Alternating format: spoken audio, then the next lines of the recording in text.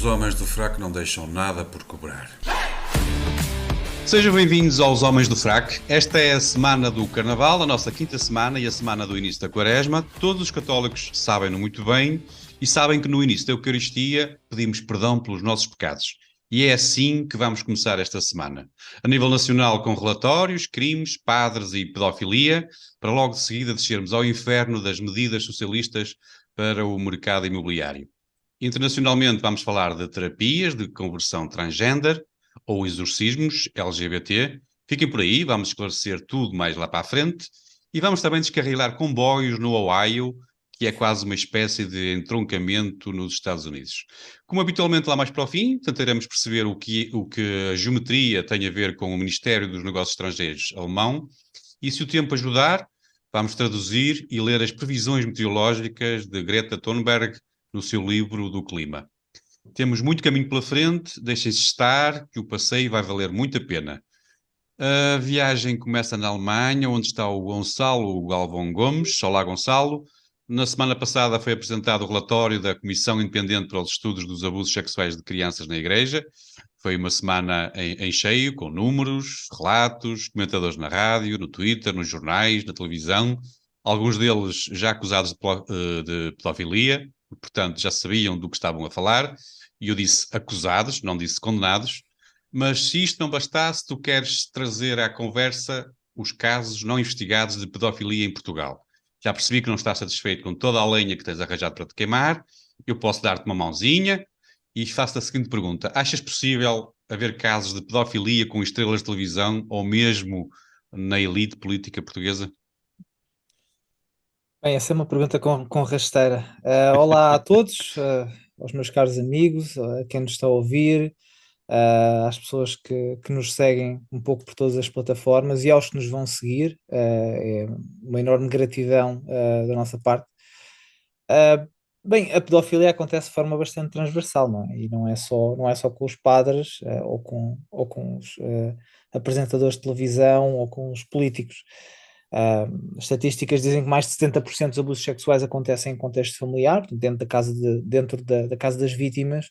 Portanto, sim, haverão políticos, pedófilos, apresentadores de televisão pedófilos e todas as profissões, não é? Eu não vou dar muita ênfase àquilo que nós pensamos a respeito da pedofilia, das pessoas que abusam sexualmente de crianças. Há sempre aquela tentação para o fazer. Infelizmente não se pode reparar o que aconteceu, mas pode-se ou podia-se trabalhar no sentido de evitar que estas coisas, ou evitar que estas coisas aconteçam, ou pelo menos criar os mecanismos para mitigar os riscos. Tem-se falado muito sobre se isto é um problema da Igreja Católica. Sim e não. Claro que mesmo que o caso mesmo que estivéssemos apenas a falar de um caso, já seria horrendo, mas a verdade é que em termos estatísticos eu não sei dizer se o número é particularmente alto. O que eu quero dizer é, ah, não sei se o que acontece, se o número de abusos na Igreja Católica é superior ao que acontece, por exemplo, nos escoteiros, ou em outro tipo de ambiente desta natureza, onde adultos estão em contacto próximo com crianças. O que eu sei é que a Igreja Católica tem uma missão diferente de qualquer outra instituição, e por esse motivo há também um caráter simbólico que agrava estes casos. A somar-se a isso, o encobrimento.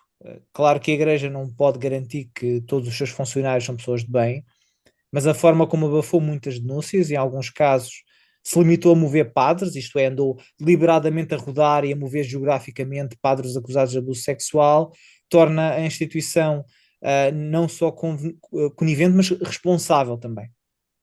Este estudo foi, como tu referiste, pedido pela Igreja, e é preciso valorizar isso, mas não chega. E pedidos de desculpa também não são suficientes. É preciso investigar, e se existirem provas para os abusos, que os abusos efetivamente aconteceram, e de certeza que alguns aconteceram, ou as denúncias, ou que as denúncias foram ignoradas, é preciso que essas pessoas também respondam em tribunal. Dito isto, e para terminar, também é preciso que o sistema funcione. Há um caso que anda a circular aí nos jornais, é um caso caricato, de um padre acusado de abuso sexual na Diocese do Funchal. Este padre estava desaparecido desde 2018. Foi, inclusivamente, pedida cooperação internacional para o deter.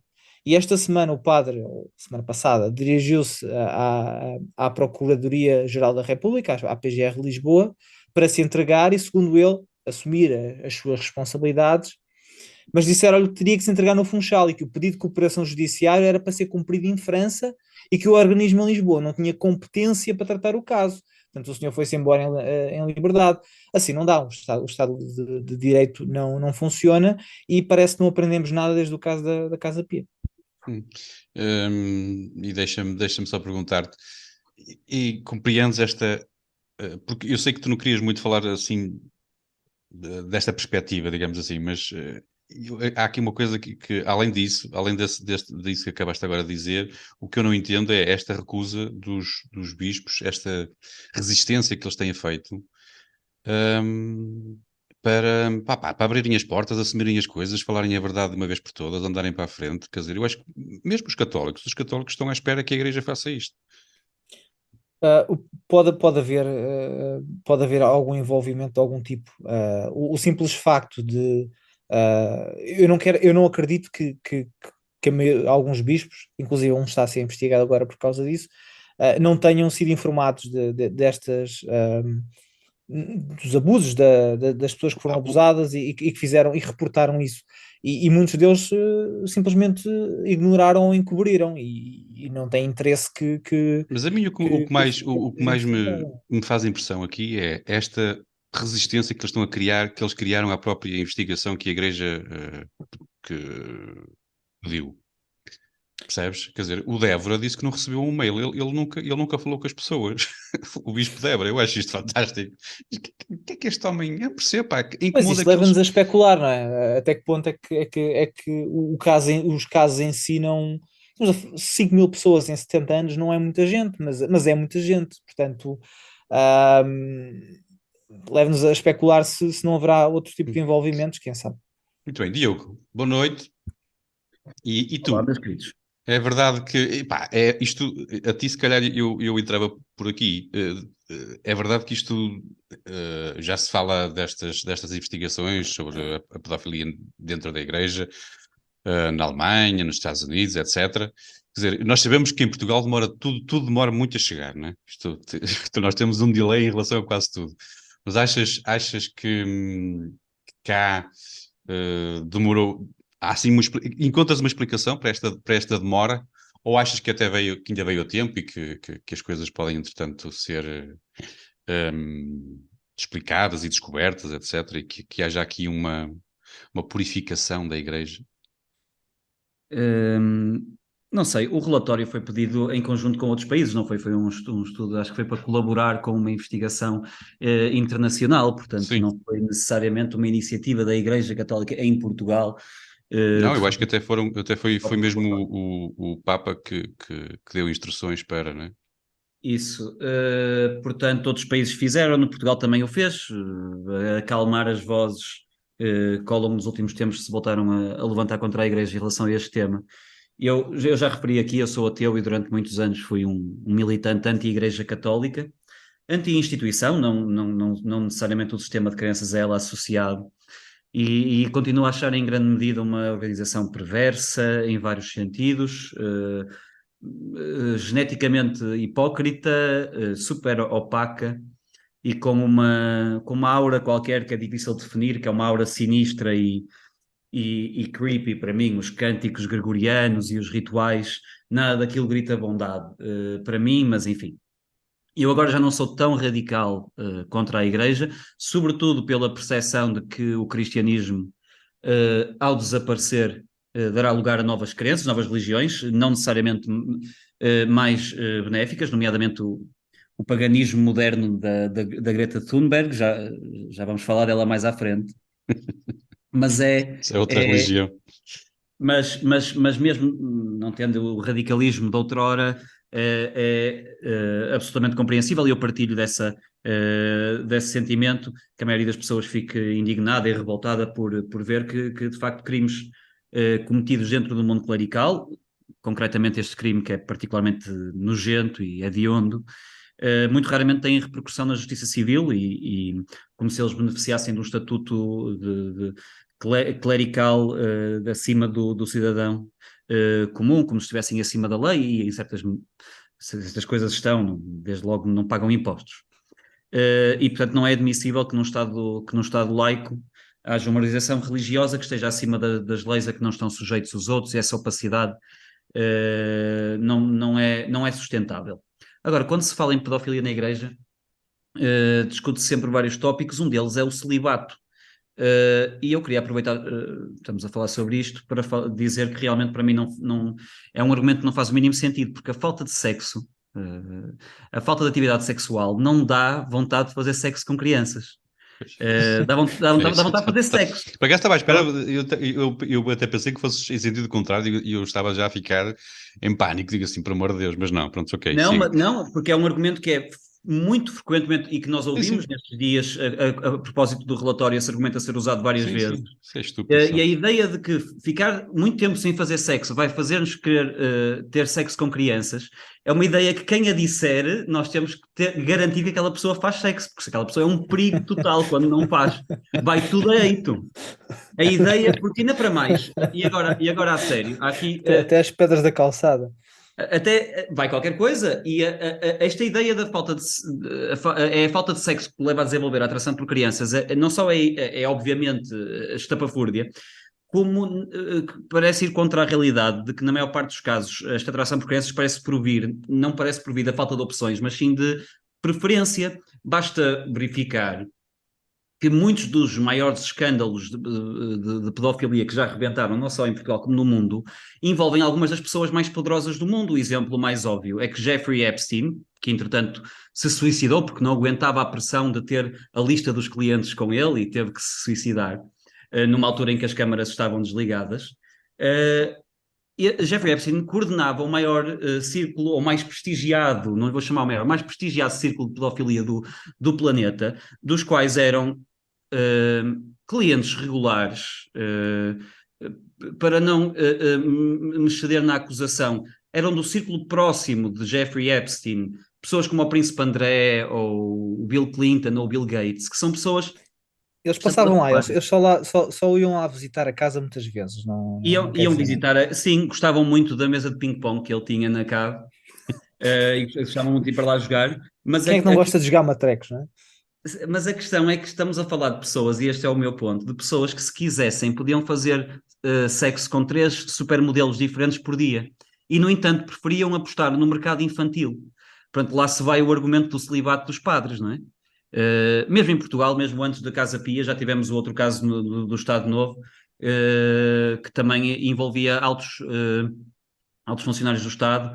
Portanto, eu desconfio que é uma parafilia mais relacionada com o prazer do poder, da subjugação do mais fácil, mas eu não sou psicólogo. Muito bem. Deixem-me só perguntar aos dois, antes de avançarmos para o tema que tu trouxeste para nível nacional, Diogo, que é... Acham que os padres eles no fundo não estão muito preocupados, eles tendo por exemplo, o caso anterior, quando se lembraram de acusar, a partir do momento que se acusaram políticos também, isto, quer dizer, praticamente não deu em nada e no fundo, e tu também tocaste no assunto, Gonçalo, temos por base a nossa justiça. Achas que eles estão descansados? Ou seja, eles... acham que nada lhes irá acontecer, isto vai demorar uns anos e tal, e a Igreja está a contar com isso. Isto vai demorar uns anos e as pessoas acabam por se esquecer e depois passou tudo. O que é que vocês têm? Qual é assim o vosso feeling? Diogo? Em relação à percepção dos próprios padres, não tenho forma de saber. Esse sentimento de impunidade geral, sim, pode existir, e de facto a associação a políticos é a melhor forma de passar impune. Diogo Gonçalo? Bem, eu quero acreditar que vai ser diferente, até porque a exposição tem sido diferente e o estudo foi pedido pelo Papa Francisco. É preciso lembrar que uma das promessas que o Papa Francisco fez, as promessas valem o que valem, mas ele prometeu que ia tentar acabar com a pedofilia na Igreja. Eu acredito que muitas destas pessoas, até a própria Igreja, os quer fazer de exemplo, para mostrar precisamente que quer colaborar com a justiça e quer levar as pessoas à punição que merecem. Se calhar estou a ser demasiado otimista, mas creio que alguma coisa haverá de acontecer. Serão bispos a ser colocados na prisão por causa disso, por terem ajudado a encobrir caso, não sei. Também não sabemos, pelo menos eu não consegui ver a fundo Sim, as conclusões do estudo. Aliás, as conclusões eu vi, mas não consegui ver mais detalhes sobre isso. Muitos dos casos já prescreveram, portanto, muitos dos casos não podem levar ninguém à cadeia porque já não constituem crime público. Vamos ver o que é que acontece. Eu sei que existem alguns que esse próprio estudo trouxe a tribunal como resultado, portanto, vamos ver. Em relação à jurisprudência, também é importante referir em relação ao Papa, e eu estou a dizê-lo porque é surreal ter sido este Papa e tão recentemente a fazê-lo, que creio que ele mudou a regra que obrigava aos padres a guardar segredo de casos de violação, etc., em caso de confissão. É isso. sim. Se bem que o segredo da confissão é um assunto muito delicado, não é? Porque mexe com fé e isso é um assunto que nos leva, mas isso é um outro assunto, e isto nós levávamos mais longe. Vamos avançar. Ficámos com o apontamento do Gonçalo, que eu achei de esperança, e eu fico sempre Esperança é sempre comigo, não é? fico sempre comovido quando encerramos um assunto com esperança. Vamos ficar então ainda pelo país e ainda por assuntos de grave abuso. O Diogo Hofbauer quer falar das medidas que a nova Ministra para a Habitação quer construir para o mercado imobiliário. E como se falou muito de casas devolutas, achas que neste caso, que a senhora Ministra saberá do número de propriedades devolutas que o Estado português é dono? Como é que achas que neste caso o governo fará? Vai nacionalizar todas as suas propriedades para depois se auto-obrigar a pagar as obras e depois vai arrendá-las contra a sua própria vontade? É assim que vai acontecer? Sim, talvez. Eu nem sequer ia pegar pela questão do património Então imobiliário desculpa, não, do pega Estado. tudo, Ainda tudo que que vou, quiser. ainda que eu vá referir, não, porque e eu vou explicar já, e eu daqui a pouco já explico porque é que não é por esse ângulo que eu quero pegar.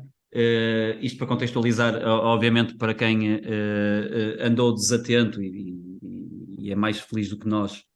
É isso, mais Assim, feliz, sim. como é consabido, portanto, o governo avançou uma série de medidas para fazer face ao problema dos preços e acessibilidade da habitação, nomeadamente nos centros urbanos.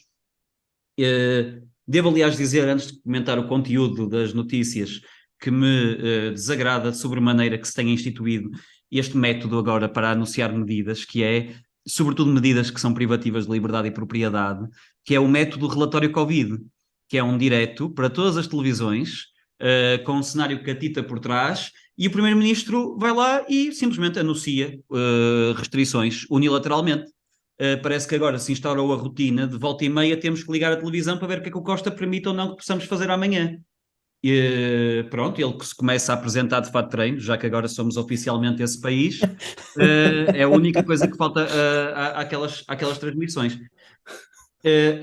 Há obviamente várias razões para as casas estarem tão caras e tão inacessíveis para a maioria dos portugueses nos centros urbanos. Uma delas pode ser mais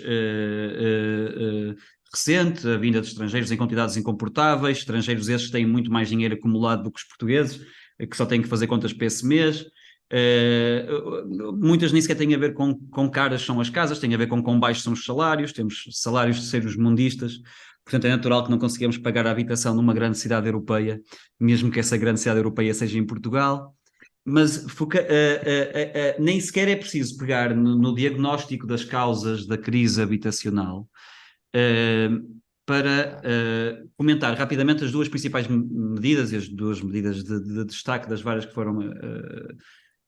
foram anunciadas. A primeira e mais surreal são as expropriações de casas vazias e devolutas, não é? Há certas palavras que entram certas palavras, vocabulário rebuscado, que entra no vocabulário cotidiano por ordem governamental também. Há uns tempos era o postigo. Nunca tinha ouvido a palavra postigo na minha vida, não era uma palavra que ninguém usasse. E de repente passei a ouvir postigo todos os dias. Mas quem diria que íamos aprender português com o Costa? Já viste? Quem diria? E eu aprendi uma palavra que também, outra palavra que nunca tinha ouvido com ele foi institucional. Até fui ao dicionário e deve ser um neologismo dele. Deve ser um neologismo qualquer. Está no dicionário, excepcional. Mas eu gosto. Eu gosto, institucional. É fácil dizer. Para É mim, muito mais fácil, a versão do Costa. É por isso que ele é um bom primeiro-ministro, toma sempre o atalho mais correto. estavas a falar de casas. Falava das expropriações, sim, das casas e particularmente das expropriações. O Costa não gosta do termo expropriação. O que ele diz é que nós não vamos tirar nada a ninguém. As casas ainda são vossas, o que vocês fazem com elas é que nós é que decidimos. Esta lógica aplicada a outros meios, por acaso com casas, as pessoas parecem não estar a fazer muita confusão, mas eu tenho uma namorada imigrada, também por isso pude garantir há bocado que a falta de sexo não dá vontade de fazer sexo com crianças, mas isso é um à parte. Tenho uma namorada imigrada e ela tem o carro cá no país. E imaginem o que era agora acharem que há falta de carros ou que os portugueses têm pouco acesso a carros e que a minha namorada era obrigada a arrendar o carro dela coercivamente. Ou eu, por exemplo, o meu irmão mudou recentemente de casa, foi morar com a namorada e eu tenho um quarto vazio. Eu podia perfeitamente arrendá-lo, ganhar esse rendimento extra. Eu Olha, não que não é quero. má ideia, pá. Eu não quero, é uma opção que eu tomo em relação à propriedade que a minha família pertence à minha família e, portanto, é a minha opção em relação ao meu espaço. Costa acha mal que este tipo de casos aconteça e corre o risco de uma aparecer a GNR à porta com um paquistanês de malas feitas, prontíssimo para entrar no meu quarto. Porque como é que funciona este sistema de arrendamento coercivo? Rapidamente, o Estado paga ao senhorio a renda devida e depois cobra o inquilino. É uma espécie de intermediário, mas é intermediário coercivo, que eu acho que falta ao mercado. Acho que há muita transição livre, quer dizer, eu quero ir ali embaixo comprar um croissant e eu tenho um dono do café que me quer vender o croissant e eu simplesmente posso ir lá e comprar. Eu acho isto errado. Acho que o Estado devia fazer este papel de intermediário coercivo mais vezes, noutras áreas. Por exemplo, o Estado, por exemplo, vai ali ao centro de massagens e obriga uma senhora a dar uma massagem. Ok? Presta-me o serviço, paga o serviço completo, a massagem toda, e depois vem-me cobrar. Ora, eu consciente da demora da justiça e da burocracia em Portugal, arrastava o processo da cobrança da massagem o mais que podia e eventualmente até prescrevia, mas aquela massagem grátis já ninguém me tirava. Pronto, eu adoro esta lógica das exportações. Isto sem, com ironias à parte, realmente... O Estado já faz isso com as portagens, vocês sabem disso, não é? Sim, sim, bom ponto, excelente ponto. Mas acho que estas são... são ótimas, sei lá, para investimento estrangeiro, não é? Portanto, quem é que não quer investir no mercado imobiliário num país cujo líder pode simplesmente ficar com a casa quando lhe apetecer? É uma medida absolutamente delirante e a minha segurança é que não parece de todo que seja constitucional. Mas como o Tribunal Constitucional também tem andado meio a dormir nos últimos tempos, como sabemos, não sei até que ponto é que isso é fiável. E por outro lado, também só referir a suspensão de licenças, novas licenças do alojamento local. O alojamento local associado ao turismo tirou o país do buraco e eu vivi no Porto antes do boom do turismo e sei bem o quão degradada e desabitada e velha aquela cidade era, e agora é uma cidade dinâmica, com vida, com pessoas e a cheirar a nova. Como disse alguém esta semana, o alojamento local vai ter que voltar à clandestinidade, porque há um ciclo de vida nas atividades económicas em países socialistas, que é a atividade surge, orgânica, primeiro é legalizada, depois é regulada, depois é taxada, depois é proibida e depois está de volta à clandestinidade. É o ciclo da vida de um negócio num país socialista. E por isso é que, e agora também para fazer dar eu a volta, há toda essa parte da hipocrisia do Estado ser o maior detentor de imobiliário em Portugal, ou até o tal pacote de 1.400 milhões que foi retirado ao Fundo de Estabilização da Segurança Social, que servia para investir na construção e reabilitação de 4.000 casas prometidas pelo Costa, das quais foram construídas 0, mas eu nem sequer vou por essa hipocrisia, porque isso seria legitimar, parece como se isso tivesse sido feito, as medidas já poderiam ser. Não, são avulsas, são desesperadas, são atrasadas, e qual é a pior parte? São em grande medida populares. E as pessoas gostam. E gostam pela mesma razão que gostaram dos confinamentos aleatórios. É preciso fazer alguma coisa? Está-se a fazer alguma coisa. Exatamente o mesmo tipo de argumento.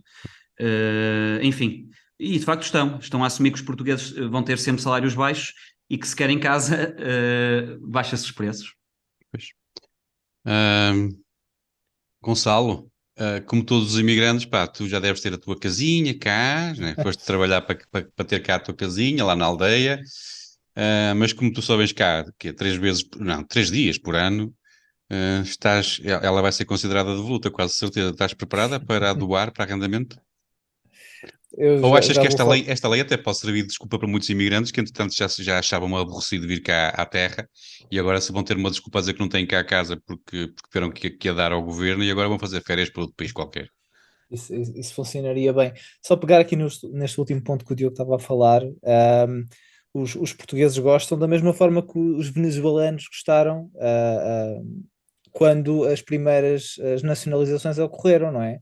Quando se começou a nacionalizar tudo e se começou a dar dinheiro às pessoas, ficou toda a gente contente. E hoje em dia sabemos que ao fim de 3 ou 4 anos já a média de peso que as pessoas tinham caiu 12 ou 13 quilos, não é? Quando o governo vem com este tipo de medidas populistas, as pessoas gostam, as pessoas adoram, mas depois as consequências que advêm daí, nomeadamente o que ele referiu, a falta de investimento exterior e etc., depois trazem consequências de longo prazo. Responder à tua questão, é curioso que eu no final do ano passado, a última vez que estive aí, até quando nos encontramos, uh, estive quase a comprar uma casa. Estive quase a comprar uma casa no Porto, porque eu sou um grande fã do Porto, apesar de ser de Lisboa. Um, e a minha ideia foi: Só te fica vou bem, por comprar. acaso. Pois, mas é mesmo verdade. Há qualquer coisa naquela cidade que é muito interessante. E a minha ideia era comprava o apartamento para quando vou a Portugal, que é 1 ou 2 vezes por ano, no máximo, e durante o resto do tempo fazia um aluguer de curta duração. Entretanto, não comprei por outras razões. Uh, e ainda bem que não comprei, porque se Portugal quer ser a Venezuela da Europa, então arrisca-se a que ninguém lá queira deixar dinheiro. Eu, neste momento, mesmo que tivesse uma boa oportunidade, não metia nisso, não é? Quer dizer, quem é que vai fazer negócio com um país que tem um governo que acredita que pode simplesmente expropriar as Bem, mas não casas é às verdade pessoas? que o património imobiliário nas nossas maiores cidades, pelo menos, está assim, o centro das cidades tem algum património imobiliário, pá, envelhecido, que poderia ser recuperado e que, pá, deixava as cidades mais bonitas, serviria para vender, alugar, etc. Isso é preciso haver alguma dinâmica por parte de alguém. Alguém tem que dizer alguma coisa. Esta poderá não Ou ser a sair melhor da frente, forma. ou pode sair da frente também, porque, como o Diogo estava a dizer, eu adoro o Porto agora, mas eu lembro de ir ao Porto há 15 anos atrás e era outra cidade, não é? E o que é que o governo fez lá? Praticamente saiu da frente e deixou as pessoas renovarem a cidade e deixou os negócios aparecerem.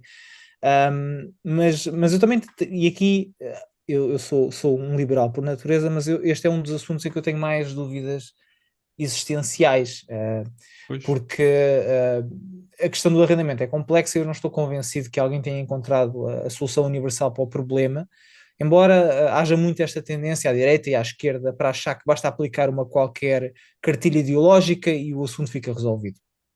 E eu, como disse, estou muito à deriva, porque isto não é um problema de Lisboa, é de Lisboa, é do Porto, é de Berlim, é de Munique, Amsterdão, Paris, e se fôssemos fora da Europa, Nova Iorque ou Hong Kong, ou Taiwan, é ainda pior. Portanto, eu não sei se já foram encontradas fórmulas perfeitas para isso.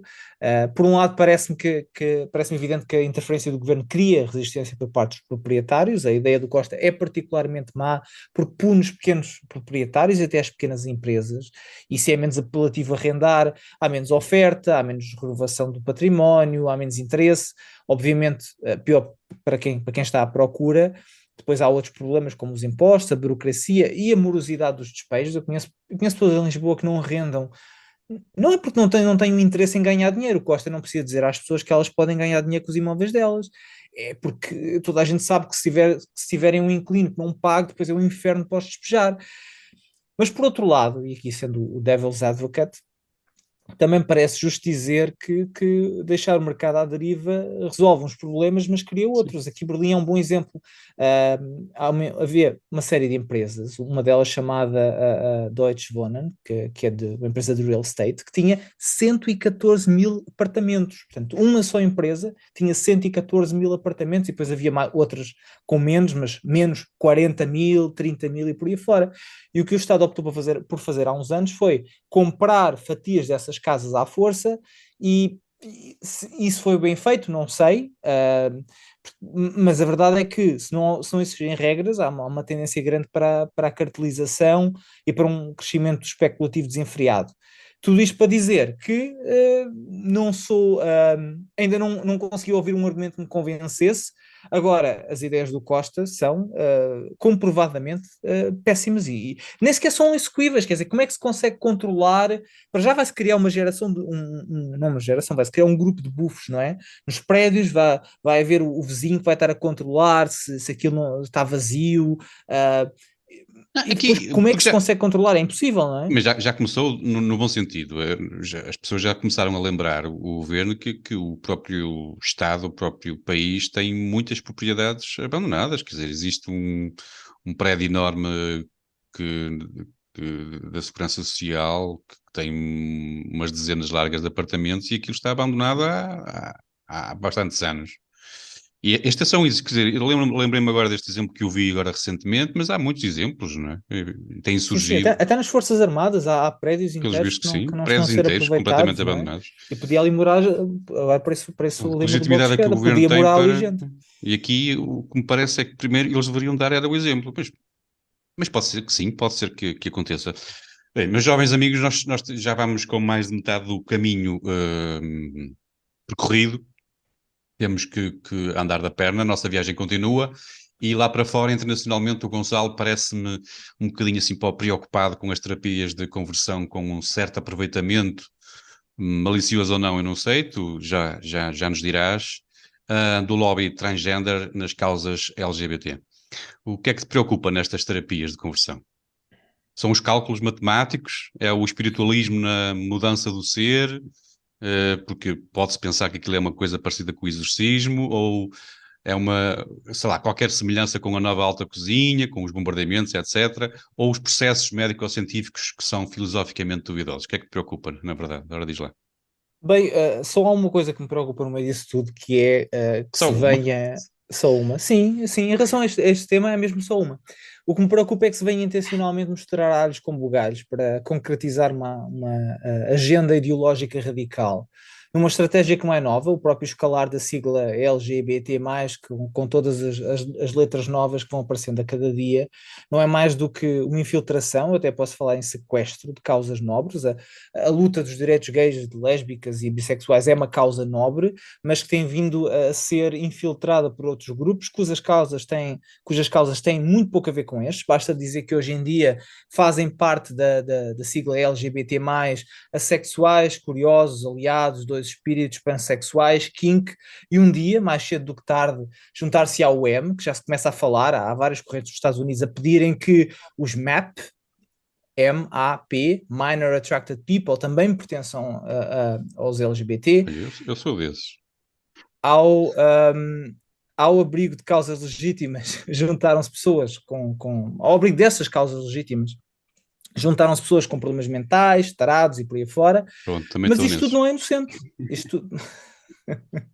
mas isto tudo não é inocente e até é uma estratégia que eu tenho que considerar inteligente, porque ao juntar tudo no mesmo saco, cada vez que alguém critica a agenda trans e diz, por exemplo, que homens biológicos não devem participar em desporto feminino, isso significa que a pessoa que disse isso é anti-LGBT+, por defeito, e por defeito está contra as causas de lésbicas, gays e bissexuais. Bem, nas chamadas terapias de conversão, há o potencial para acontecer uma coisa parecida, mas ao contrário.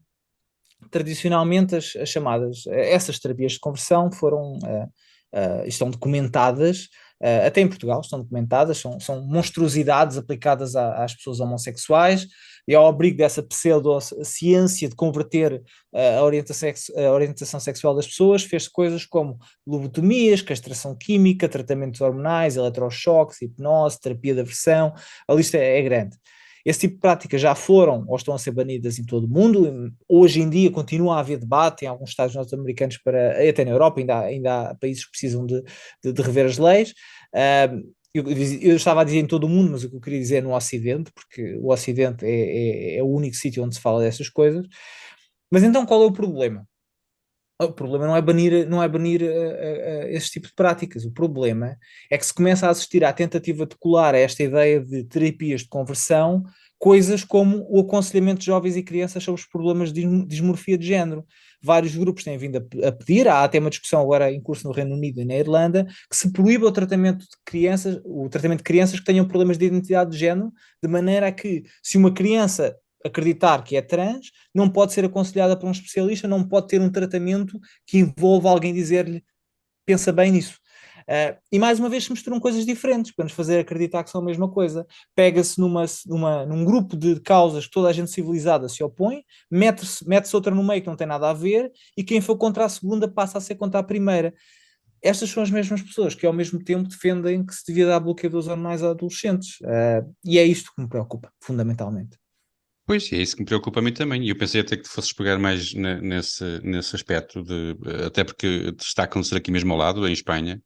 Eles querem, não sei se já foi aprovada, se eles querem aprovar esta lei, de ser permitido aos jovens, a partir dos 12 anos, não é? Estes tratamentos hormonais e é isso e a mim o que me faz impressão um pouco eu sei que existem já alguns pareceres, existem já alguns textos, existem já algumas opiniões, mas ainda assim eu acho muito pouco da comunidade médica. Eles não estão um pouco de mãos, quer dizer, não disseram comentários nem a favor nem a desfavor, ou muitos comentários a favor ou a desfavor. E eu gostava de perceber, e já aproveito para fazer já também a pergunta ao Diogo, mas ouço-te primeiro, Gonçalo, porque é que acham que isto está a acontecer? Não, a comunidade médica e não só estão silenciados por simplesmente têm medo. Não é? Toda a gente nesta história, esta é a história do rei vai nu, toda a gente percebe que ter homens em cadeias com mulheres, ou ter homens a competir em desporto de mulheres, ou dar hormone bloqueadores hormonais a crianças, que não vai permitir que desenvolvam, por exemplo, os aparelhos reprodutores. Estamos a falar de crianças que vão ser estéreis para o resto da vida, porque os pais ou os professores entenderam que aos 8 anos eles eram trans. Toda a gente, mesmo quem diz o oposto, percebe que isto não está certo. Mas o receio das acusações de transfobia ou homofobia são o maior ataque reputacional dos nossos tempos. Isso faz que toda a gente tenha receio de dizer o óbvio. E esta passividade é isso, é medo. Eu diria até cobardia, porque obviamente que este tipo de conversas não são populares e não nos vão trazer muita popularidade num certo sentido, mas a história é um processo contínuo, e no futuro haveremos de ver quem estava de um lado e quem estava do outro. E pronto, fica o convite a quem quiser começar a falar no assunto, que acho que vale a pena. Muito bem, Diogo, e aproveitando esta questão dos mais jovens, tu que trabalhas com jovens, és professor, estás a dar aulas, imagino eu que trabalhas com jovens, certo? São miudinhos, são. São miudinhos. Portanto, eu tenho esta ideia, se calhar errada, de que os jovens com 11, 12, 13 anos, eles ainda não sabem muito bem o que é que querem. Eles não sabem o que é que querem ser profissionalmente, não sabem se querem ser vegetarianos, se vão ser bissexuais, etc. E achas que eles têm... Não sei, achas normal que estas pessoas, que se ache que um jovem de 12 anos, ele terá certezas se vai querer ter pila para sempre ou não? Não, eu tinha certezas, quando eu tinha 13 anos eu sabia que ia querer ter para sempre, eu Mas pelos sabia que vistos, isto era pelos amor vistos para a agora não. vida. Mas eu sabia que era amor para a vida e vai ser. Eu sabia, eu olhava para ela e eu dizia-lhe: não, isto é para sempre. Não, isto é uma boa. Desde logo o Gonçalo fez uma boa distinção aqui entre medo e cobardia, porque quando uma pessoa não faz alguma coisa por medo, não faz alguma coisa por cobardia, porque Coragem não é não ter medo, coragem é precisamente enfrentá-lo. A pessoa pode ter medo e fazer algo e não deixar de fazer algo.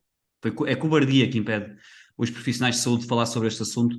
E quando nós falamos sobre este tema, parece que temos alguma coisa de pessoal contra os trans, ou que temos uma obsessão com a vida deles e que não os queremos deixar fazer o que querem com a sua vida e com o seu corpo, o que é que nós temos a ver com o assunto. Portanto, até é algo contraditório aqui entre pessoas que prezam a liberdade individual. Mas primeiro é preciso ver que respeitar a liberdade individual não é ignorar o resultado de crenças que crenças e comportamentos individuais têm na sociedade. E o que mais temos vindo a ver enquanto sociedade, e até na academia, é que factos contam cada vez menos e sentimentos contam cada vez mais. E nós estamos a chegar a um território perigoso em que nós nem sequer conseguimos concordar o que é que as palavras significam, e isso vai criar uma polarização inultrapassável na sociedade.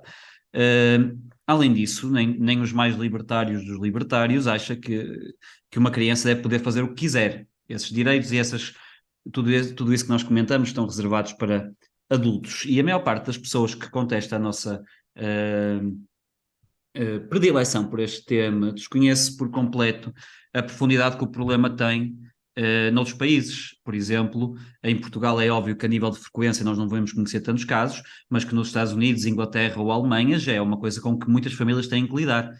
E desconhecem também, e isso pode explicar em parte também a questão do silêncio, Zé Carlos, ainda que em Portugal não acredito que seja uma realidade ainda, que é que há toda uma indústria atualmente rica e poderosa que tem na mudança de sexo, inclusive é sexo infantil, que são os mais sugestivos, o negócio, e o negócio extremamente rentável. A questão é, o tratamento, a mudança de sexo, como lhe costumam chamar, que envolve a operação e tratamento hormonal, não é um recurso humanitário que nós temos que disponibilizar a qualquer pessoa que nos peça, como se fosse um comprimido, como se fosse um tratamento médico. A operação de mudança de sexo é mutilação. A indústria faz dinheiro, e bom dinheiro, a cortar pilas e a cozer vaginas e a mutilar seios, frequentemente de menores. E se é gráfico eu dizê-lo desta forma, é porque a realidade é gráfica, e isto é extremamente preocupante quando estamos a falar de pessoas extremamente sugestivas, que, como é óbvio, sobretudo a questões sexuais, uma área que elas ainda não exploraram, que não se conhecem sexualmente, nem conhecem sexualmente o mundo, vão estar a tomar decisões definitivas sobre sobre o seu corpo, decisões horrendas sobre o seu corpo. Se uma pessoa for ler as descrições associadas à operação de mudança de sexo e ao pós-operatório e a todo o processo de recuperação, são coisas horrendas que nem dá para ler tudo de seguida, do quão uma pessoa nem sequer imagina o quão grotescas são as consequências de alguns destes procedimentos.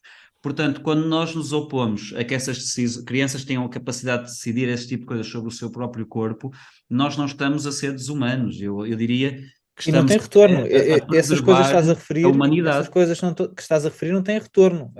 Uma operação que remove os seios a uma menina ou que corta o pénis a um rapaz, não há volta a dar. Aquele rapaz para o resto da vida, por uma ideia que continha vamos lá ver se eu estou a perceber bem. Vocês estão a insinuar que há uma indústria médica que paga horas extras a médicos e que lhes paga para...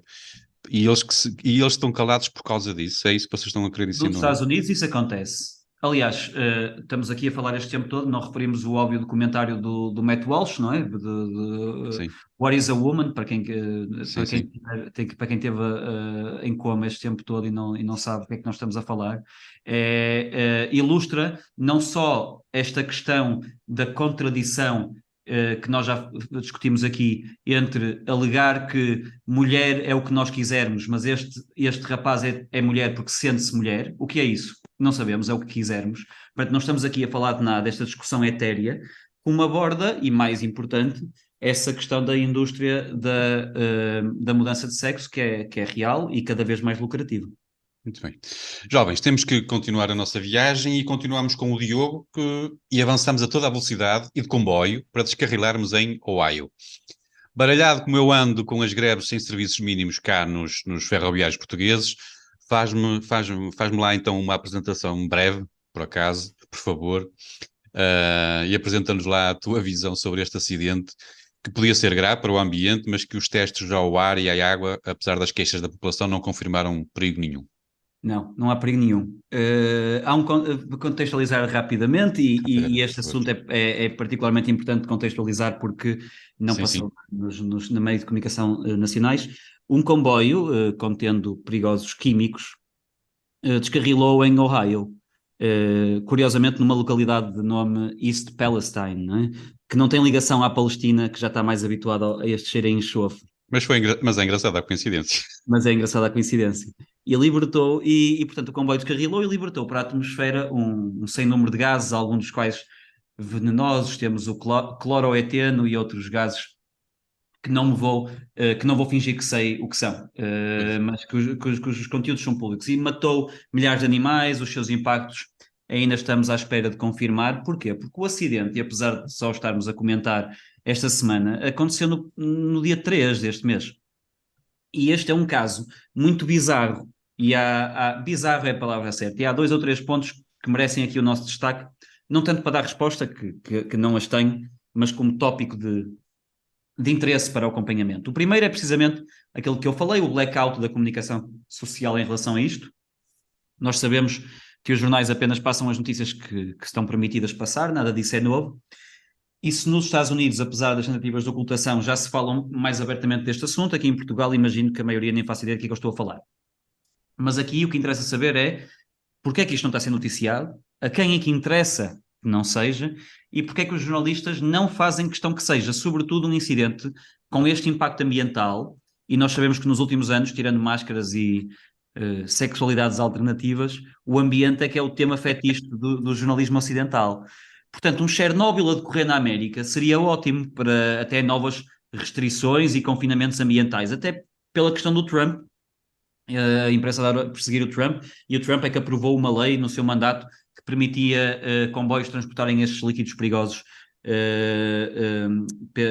pela América e portanto até podiam pegar por essa questão, mas houve silêncio total por parte da comunicação social mainstream. Portanto, por que é que os jornalistas não pegam nisto? A explicação mais óbvia está como está sempre nos donos disto tudo. A Norfolk Southern Corporation, que é o nome da empresa do comboio que teve o acidente, é detida pela Vanguard e pela BlackRock, que quem conhece a alta finança sabe perfeitamente que são os literais e verdadeiros donos disto tudo, e que detêm também praticamente todos os órgãos de comunicação social mainstream. Mas eu acho que esta explicação é curta, eu acho que há mais do que isto. Outro ponto é, a quando do acidente, houve um evacuamento obrigatório, que implicava ser um crime até ficar na cidade e um crime de maltrato a crianças se obrigassem o filho a ficar. Acontece que, meros 3 dias após o acidente e ainda com fumos negros no ar, os residentes foram instados a regressar e garantiram-nos que não haveria qualquer perigo. Uma pessoa vê as imagens e é fumo negro por todo lado, animais mortos, os testemunhos são dos residentes apanharem reações cutâneas, problemas respiratórios, ainda não sabemos o impacto a longo prazo no solo e na água, e no entanto asseguram os cidadãos que é seguro viver ali, beber a água e respirar um ar, e há um contraste muito grande entre aquilo que são os efeitos expectáveis de um incidente desta dimensão e as imagens perturbadoras que vemos, e os testemunhos dos efeitos nocivos para a saúde que já existem, e as garantias oficiais de que está tudo bem, de que não há nada para ver aqui.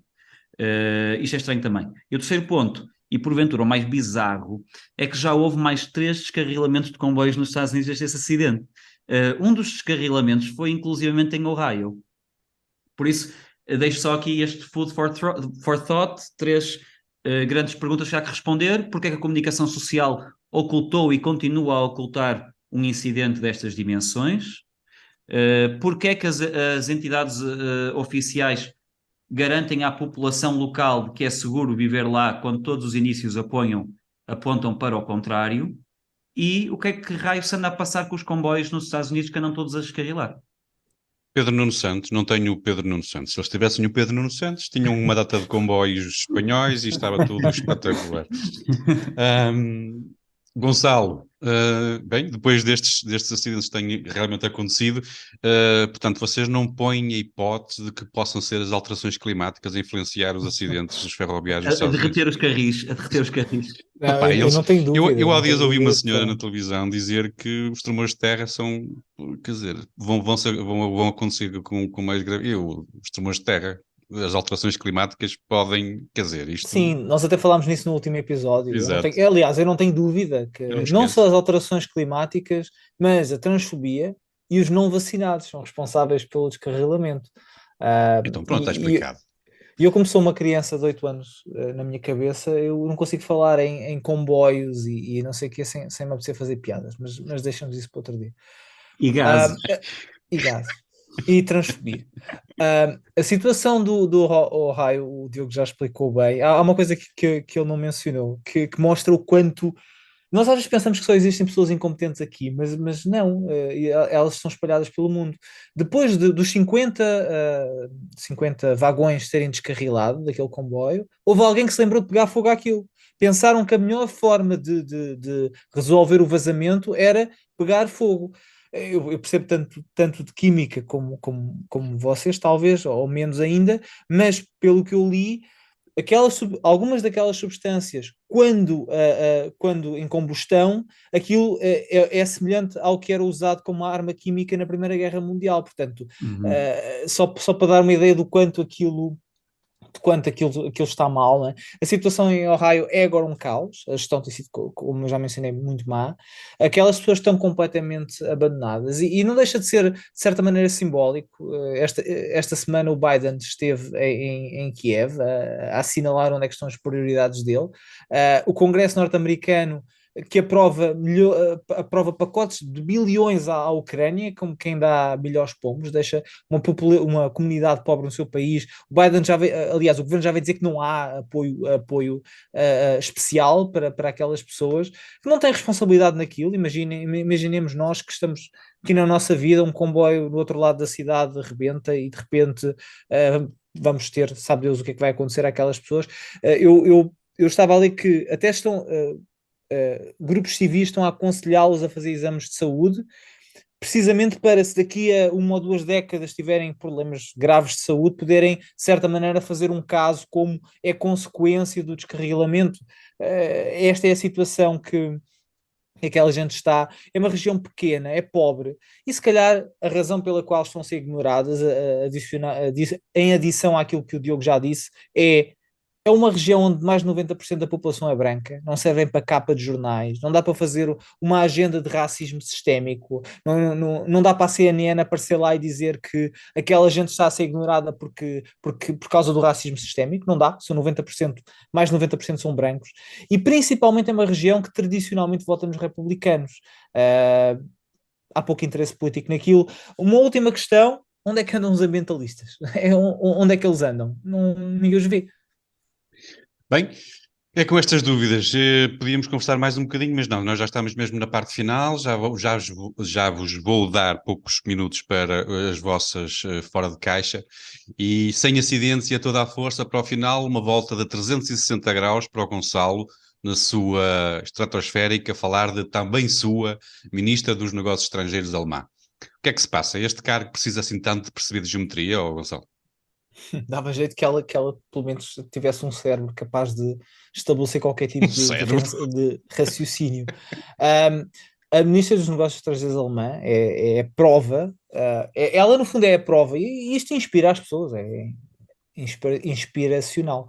Ela é a prova que é possível ocupar cargos de topo sem ser muito inteligente, o que é bom para tipos como eu, porque é inclusivo, faz-nos pensar que podemos vencer na vida mesmo Onde é que sem, vais culpar agora a mesmo sem grande paridade? capacidade. Um, isto aconteceu na. Isto aconteceu. Eu não vou por esse caminho. Isto aconteceu na Conferência de Segurança de Munique. A perguntar à ministra dos Negócios Estrangeiros. Agora apareceu Costa a falar.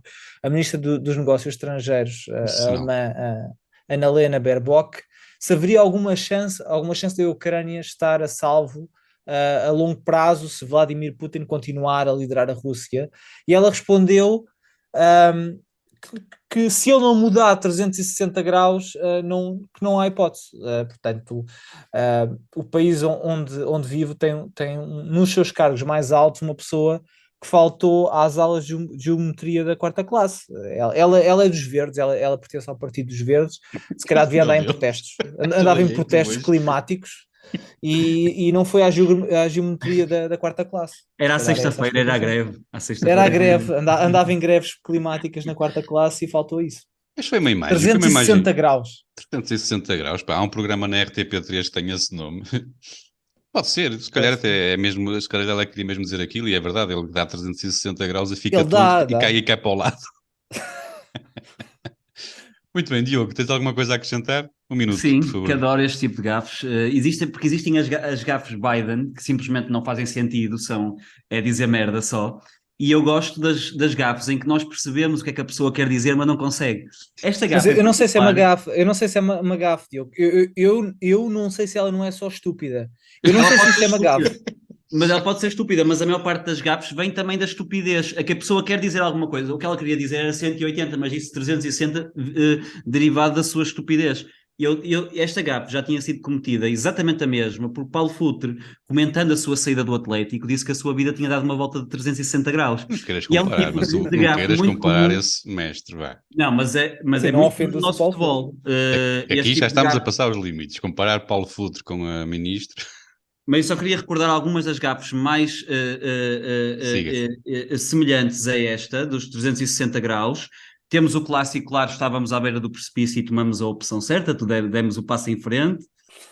E o mesmo autor que nos trouxe o Meu Coração Só Tem Uma Cor, azul e branco, o mítico João Pinto, temos o tamanho Comigo ou Semigo, o Porto vai ser campeão. Temos Nem que eu tivesse dois pulmões chegava àquela bola. Eu acho que isto foi preferido por Argel, do Benfica. Temos a famosa faca dos dois legumes, de Jaime Pacheco. Querem fazer de nós botes respiratórios, já não sei quem é que disse esta. E, para finalizar, mas não menos importante, Mário Jardel com o clássico é clássico e vice-versa. Pronto. E terminávamos o programa agora, mas não, deixa-me. Vamos terminar em grande, Diogo, e é contigo, completamente fora da caixa. O Diogo vai fechar com um livro que pode bem ser um conto infantil. Ou então é um compêndio para a adivinhação Nada, isso é o teológica. próximo Nobel da literatura. Pode ser. Eu desconfio que aquilo seja um compêndio para a adivinhação meteorológica para os próximos 100 anos. Portanto, é o livro da Greta Thunberg, Isso. que na verdade se chama O Livro do Clima. Já o conseguiste ler, aposto. Não só não li, provavelmente não vou ler, mas a nossa amiga Greta, que já leva 20 anos já agora, por esta altura, a Isto é rapariga um tem som de 20, byte muito potente. A nossa amiga Greta. que tem 20 anos, eu quero destacar, eu não sabia. O tempo passa, portanto, Ainda não trata-se acabou a já, quarta classe. e- ainda não, mas já se trata de uma ativista consagrada, acho que se pode dizer, aos 20 anos, já se consagrou e publicou um livro. E como tu dizes, José Carlos, de facto, o livro não foi escrito por ela, é uma compilação de textos escritos por diversas personalidades ligadas ao estudo climático, mas não só. Temos, por exemplo, um texto escrito pelo Dr. Tedros, não entendo particularmente em que qualidade, talvez na qualidade de colega, na profissão de receber dinheiro para lançar o pânico, para pôr as pessoas na miséria, deve ser nessa qualidade. E eu acho que este livro é uma aposta muito forte para a Greta ganhar finalmente o Nobel, não da literatura, como estava a anunciar o Gonçalo, mas da paz. Acho que é este Ou ano. os dois ao mesmo tempo. Sim, é uma aposta nas duas vertentes. Ela já foi nomeada nos últimos anos, está pró da paz, bem entendido, está a receber nomeações desde que começou as greves, mas ainda não teve a sorte de ganhar, tem-se metido causas mais importantes pelo meio, e eu acho que é este ano. E eu acho que o Nobel da Paz é o ideal para a Greta ganhar, porque para escavar todo o lítio que é necessário aos seus planos, serão necessárias muitas paz. Paz, paz, paz, paz para toda a gente. Gonçalo, para terminar então, queres um apontamento sim sobre o livro? Sim, sim. Eu quando Não me li que ela digas ia que o leste publicar tu. o. Claro que sim. Eu quando li que ela ia publicar o livro, eu até pensei, genuinamente, eu pensei que fosse só em versão digital, porque caso contrário, se fosse em papel, achei eu na altura que seria hipócrita e que até chamava demasiado a atenção. Não é só o papel, são os envios, a expedição, portanto pensei, ela não se quer meter nesta pegada carbónica. Mas antes de começar este programa, literalmente 20 minutos antes, consultei a Amazon. O livro está disponível em duas versões. Uma é Kindle, muito bem, eletrónico, e a outra é capa dura. Nem sequer há uma opção mais leve e com menos papel. Portanto, quem quiser o livro em formato físico tem que comprar uma versão de 512 páginas, com uma capa dura a 36 euros, que um estafeta provavelmente vem de propósito só para me entregar aqui a casa. Mas pronto, 36 euros por edição, capa dura, que se lixa o capitalismo. 500 páginas o livro. 512. A pegada Bonequinhos. carbónica é má, mas é para os outros, e pronto, e há quem ache que isto faz sentido. Acho bem, acho que quem acredita nesta religião devia comprar a sua Bíblia. Muito bem. Jovens, chegamos ao fim. Os homens do fraco despedem-se com amizade. Para a semana temos uma surpresa, mas até lá vamos dando notícias. Não se esqueçam, estamos nas redes sociais. Deem lá um saltinho, deixem lá o vosso comentário, a vossa crítica ou sugestão. Se quiserem pôr um like, nós ficamos todos ficamos contentes e felizes. Ficamos todos contentes todos. e felizes. E nós voltamos para a semana. Até lá. Boa semana para todos. Até para a Um beijinho. semana.